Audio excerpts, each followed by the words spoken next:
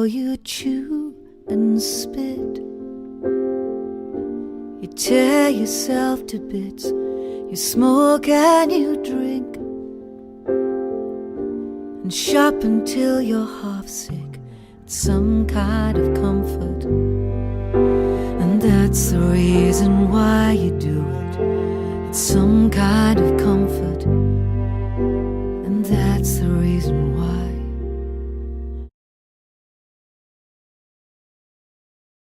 To be brutally honest, it is a rare thing, because I know there'll be as many people who put off it by it, and they're sort of like, why the hell do I want to hear about something like that, you know?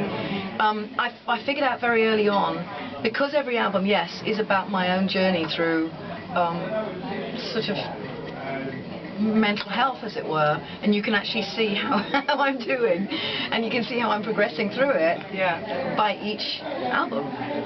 But the way I realized you could get to people was by saying really, really difficult things, honest things, and couching them in beautiful music, and in beautiful melodies, and in things that didn't. It's like it's some kind of comfort. The title track from this album is basically about hurting yourself, about cutting, about doing things. Self-harm. Self-harm. Yeah. It's about self-harm.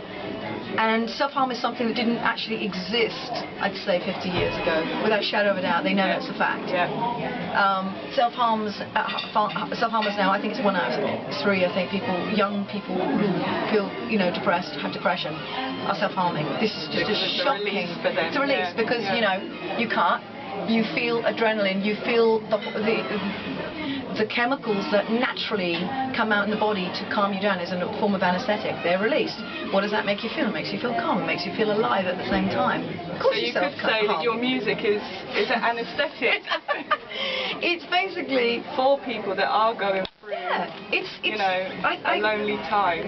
It's just, I just want to be able to convey to other people that a lot of us struggle, and they're not the only ones. And there's a few young girls that come and see me play pretty much every month, and I know that, it fills me up. It makes me feel so glad and grateful that I can do this, because in my songs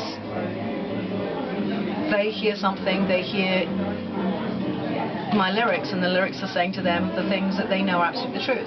And so when people come up to me afterwards, or they tweet me, or they email me and say, it was like you were singing about my life, or I'd never heard anybody describe it this way, or that's how it feels. The one thing that as human beings we're not very good at is being honest and sharing, and actually saying, when you say, somebody says to you, are you hurt? How are you? And you go, oh, I'm fine. Your eyes can be dead. Yeah. You could be, you have cuts all the way up. You could be like, throwing up after every meal. It doesn't matter. You'll say fine. But the truth is, we're so afraid of saying, how are you? And another person going, not that.